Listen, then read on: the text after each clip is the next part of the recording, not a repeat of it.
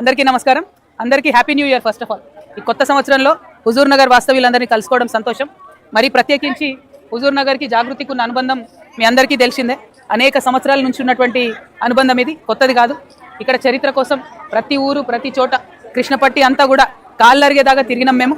తిరిగి ఆ తర్వాత 3000 సంవత్సరాల తెలంగాణ చరిత్రను నిర్మించడంలో, ఆ చరిత్ర పుస్తకాలు పబ్లిష్ చేయడంలో హుజూర్ నగర్ ప్రాంతంలోంచి వచ్చినటువంటి అనేక శాసనాలను కూడా మేము మా జాగృతి చరిత్ర పుస్తకాల్లో వాడుకోవడం జరిగింది. అంటే మన తెలంగాణ ఎంత పురాతనమైనదని చెప్పడానికి హుజూర్ నగర్ కృష్ణపట్టియే సాక్ష్యంగా నిలుస్తుంది. అంత గొప్ప ఆనవాళ్ళు ఉన్నటువంటి హుజూర్ నగర్ మరి ఆ తర్వాత సాయుధ రైతాంగ పోరాటంలో కూడా ప్రముఖ పాత్ర పోషించింది. మగ్దూమ్ మొయ్యుద్దీన్ లాంటి గొప్ప మనిషి మరి ఇక్కడ నుంచి ఎమ్మెల్యేగా ప్రాతినిధ్యం వహించడం కూడా మనందరం చాలా గర్వపడాల్సినటువంటి అవసరం ఉంది. మరి హుజూర్ నగర్ నియోజకవర్గం ఒకప్పుడు లేకుండే, మళ్ళీ వచ్చింది. ఆ తర్వాత మరి మంచి ప్రాతినిధ్యం వస్తుందేమో, మంచి అభివృద్ధి అవుతుందేమో అని అనేక సార్లు కాంక్షించినా కూడా మరి రైల్ రోడ్ విషయంలో కావచ్చు, రోడ్స్ విషయంలో కావచ్చు, ఉద్యోగాల విషయంలో కావచ్చు, న్యాచురల్ రిసోర్సెస్ని వాడుకునే విషయంలో కావచ్చు, అన్నిట్లో కూడా వెనకబడే ఉన్నాం. మనందరికీ తెలియంది కాదు, కొత్తది కాదు. తెలంగాణ ఉద్యమ సందర్భంలో పులిచింతల ప్రాజెక్టు కట్టినప్పుడు మరి మన హుజూర్ నగర్లో 13,000 ఎకరాల సున్నపు రాయి గనులను మనం కోల్పోవడం జరిగింది. ఆనాడంటే ఉమ్మడి రాష్ట్రం, మరి మనం కోల్పోయినాం. మన దగ్గర ఉంటే అవి పరిశ్రమలు పెట్టుకునే వాళ్ళం, రకరకాలుగా పనికొచ్చేటి అనుకున్నాం. కానీ ఇప్పుడు కూడా మరి మన దగ్గర ఉన్నటువంటి ఖనిజాల మీద, మన దగ్గర ఉన్నటువంటి సున్నప్రాయి గని నిక్షేపాల మీద మనకు ఎంతవరకు అధికారం ఉంటుంది అని అంటే పెద్దగా చెప్పేటటువంటి ఆస్కారం లేదు. ఎందుకంటే ఇక్కడ ఉన్నటువంటి కంపెనీలన్నీ కూడా ఇక్కడ వాళ్ళవి కావు, మరి చాలా కూడా బయట ఉన్న కంపెనీలే. సరే, ఏదైతే ఏమైంది, రాష్ట్రం వచ్చింది, తెలంగాణ విడిపోయింది, మనం బాగున్నాం అనుకుంటే కూడా ఇప్పటికి కూడా ఉద్యోగాల విషయంలో మరి అనేకమైనటువంటి ఇబ్బందులు గురిచేస్తున్న విషయం మీ అందరికీ తెలిసిందే.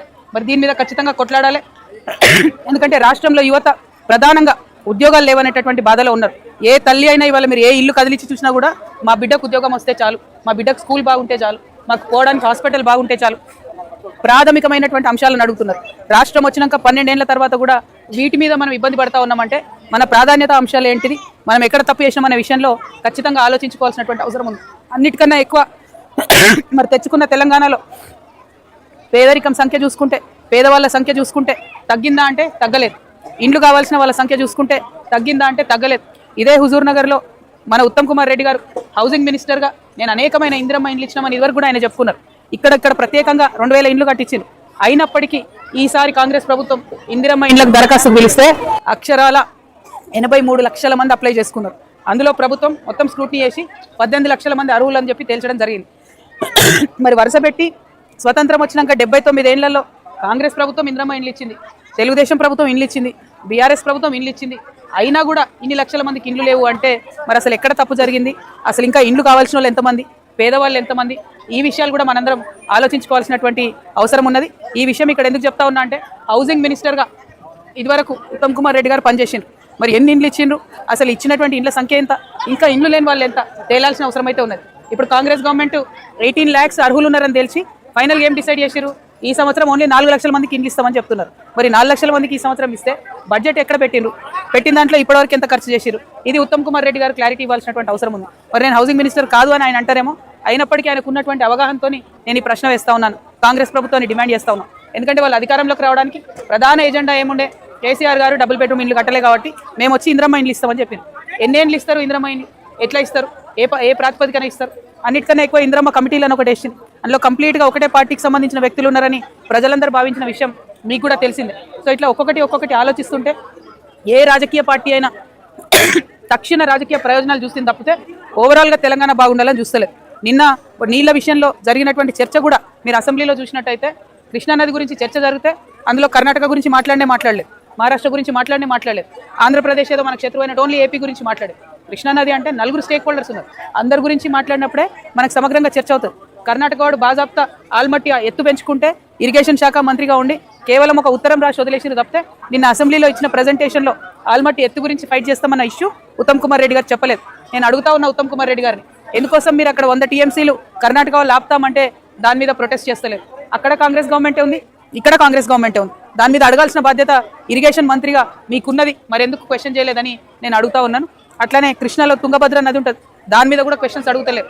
ఓవరాల్గా ఏంటంటే రావాల్సిన నీళ్లలో ఏదో ఆంధ్ర తెలంగాణ పంచాయతీ అన్నట్టు చూపించాలి, 2 మాటలు మాట్లాడాలి అనే విషయం తప్పితే కర్ణాటక నుంచి వచ్చే నీళ్లను ఎట్లా తెచ్చుకోవాలి, మరి ఫ్యూచర్లో మహారాష్ట్ర మన ఇబ్బంది పెడితే అక్కడ నుంచి నీళ్ళు ఎట్లా తెచ్చుకోవాలి, ఇట్లాంటి లాంగ్ టర్మ్ ఆలోచన లేకపోవడం చాలా దారుణం. ఇవాళ ఇరిగేషన్ మినిస్టర్గా ఉన్నటువంటి ఉత్తమ్ కుమార్ రెడ్డి గారు ఖచ్చితంగా ఆ యొక్క దీర్ఘకాలికమైనటువంటి దృష్టిని వారు పెంపొందించుకోవాలి.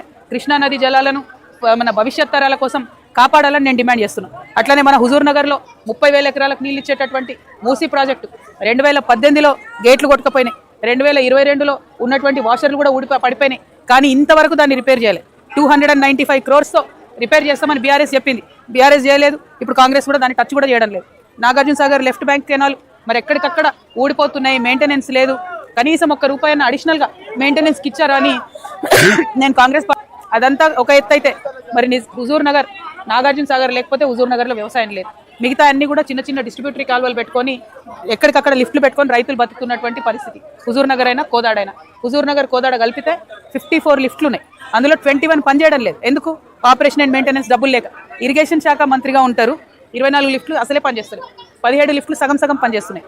ఇవన్నీ పక్కన పడేసి ఇంకొక లిఫ్ట్ కొత్తది పెడుతున్నారు 1800 crores. ఈ లిఫ్ట్ను ఉత్తమ్ కుమార్ రెడ్డి గారు వ్యతిరేకించారు మొన్నటి వరకు. మరి ఇప్పుడు కాంగ్రెస్ రాగానే 1400 crores ఉన్నది 1800 crores అయింది. కాగానే ఉత్తమ్ కుమార్ రెడ్డి గారు గ్రీన్ సిగ్నల్ ఇచ్చారు. దానికి నేను డైరెక్ట్గా అడుగుతా ఉన్నా, దీంట్లో ఉత్తమ్ కుమార్ రెడ్డి గారికి దక్కిన వాటా ఎంత? లేకపోతే మీ స్టాండ్ ఎందుకు మార్చుకున్నారు? మీరు మొన్నటిదాకా వద్దన్న లిఫ్ట్ ఇవాళ ఎందుకు కావాలనిపిస్తుంది మీకు? దీనివల్ల హుజూర్ నగర్కి ఏం లాభం అవుతుంది అన్న విషయాన్ని దయచేసి ప్రజలకు వారు వివరించి చెప్పాలని కూడా ఈ సందర్భంగా నేను డిమాండ్ చేస్తూ ఉన్నాను. ఇట్లా 1 కాదు 2 కాదు, నీళ్లకు సంబంధించి ఉత్తమ్ కుమార్ రెడ్డి గారు సూర్యాపేట జిల్లాకి ప్రత్యేకించి రిజర్వాయర్లు కట్టాలి. వారి ఇరిగేషన్ శాఖ మంత్రిగా ఉన్నారు. SRSP Stage 2ని మనం ఒడిసి పట్టుకొని వాడుకోవాలి అంటే రిజర్వాయర్లు కట్టాలి. దాని గురించి మీరేమన్నా ఆలోచన చేసిండ్రా అని ఉత్తమ్ కుమార్ రెడ్డి గారిని నేను క్వశ్చన్ చేస్తూ ఉన్నాను. ఇట్లా అనేకమైన అంశాలు ఉన్నాయి. బోనస్ ఇస్తామని చెప్పారు, ఇంతవరకు ఇవ్వలేదు. 2 సీజన్లు ఎగ్గొట్టిరు. రైతు బంధు 2 సీజన్లు ఎగ్గొట్టిరు. కౌలు రైతులకు కూడా మామూలు రైతులతో సమానంగా ఇస్తామన్నారు, అది కంప్లీట్గా ఎగ్గొట్టిరు. రైతు కూలీలకు 12,000 రూపాయలు ఇస్తామన్నారు, దాని జోలికే పోతలేరు. మరి 2,500 ఆడబిడ్డలకు ఇస్తామన్నారు, దాని గురించి కార్యాచరణనే లేదు. ఇట్లా 1, 2 కాదు, అసలు అన్ని హామీలు కూడా బ్రేక్ చేసినటువంటి ప్రభుత్వం. ఉత్తమ్ కుమార్ రెడ్డి గారు ఒక బాధ్యత కలిగినటువంటి మంత్రివర్యులుగా ఉన్నారు కాబట్టి వారు నేను ప్రశ్నిస్తూ ఉన్నాను. కనీసం మీరు మీ సూర్యాపేట జిల్లాకి, మీ ప్రాంతానికి అడిషనల్గా ఏం చేస్తున్నారు యాజ్ అ ఇరిగేషన్ మినిస్టర్? దాని మీద ప్రజలకు స్పష్టత ఇవ్వండి. రాష్ట్ర వ్యాప్తంగా తీసుకుంటున్నటువంటి కార్యాచరణ కాకుండా సూర్యాపేటకు స్పెసిఫిక్గా ఏం చేస్తూ ఉన్నారని నేను ప్రశ్నిస్తూ ఉన్నా. ఇంకా స్థానిక ఇష్యూలు చాలా ఉన్నాయి, వాటి మీద కూడా మాట్లాడతా. బట్ కొంచెం హెల్త్ సహకరించట్లేదు. అల్టిమేట్గా జాగృతి జనంబాట కార్యక్రమంలో ఒకటే గోల్ పెట్టుకున్నాం, ఎక్కడికక్కడ సమస్య దగ్గరికి మేము వెళ్ళాలి, దాన్ని డీటెయిల్గా స్టడీ చేయాలి, దాన్ని ఫాలోఅప్ చేయాలి. ఇవాళ కవిత వచ్చిందా పోయిందా అన్నట్టు కాదు, నేను వచ్చిపోయిన తర్వాత స్థానికంగా ఉండే నాయకులను, కమిటీలను బలోపేతం చేస్తాం, ఆయా అంశాల మీద పోరాటం చేయడానికి సంసిద్ధం చేస్తాం. అదేవిధంగా నేను ఇందాక మీకు చెప్పినట్టు వచ్చే అసెంబ్లీ ఎన్నికల నాటికి తెలంగాణ జాగృతి ఒక రాజకీయ శక్తిగా ఎదుగుతుంది. హుజూర్ నగర్ నుంచే మా ప్రస్థానం ప్రారంభమైంది కాబట్టి హుజూర్ నగర్ మీద ఫోకస్ పెడతాం. ఇక్కడ అసెంబ్లీ స్థానాన్ని ఖచ్చితంగా కైవసం చేసుకుంటామనే విశ్వాసాన్ని కూడా ఇవాళటి రోజున మేము ప్రకటిస్తూ ఉన్నాం. సో ఆ దిశగానే అంతే స్పీడ్గానే జాగృతి యొక్క కార్యాచరణ ఉంటుందని కూడా మీ అందరికీ నేను తెలియజేస్తా ఉన్నాను.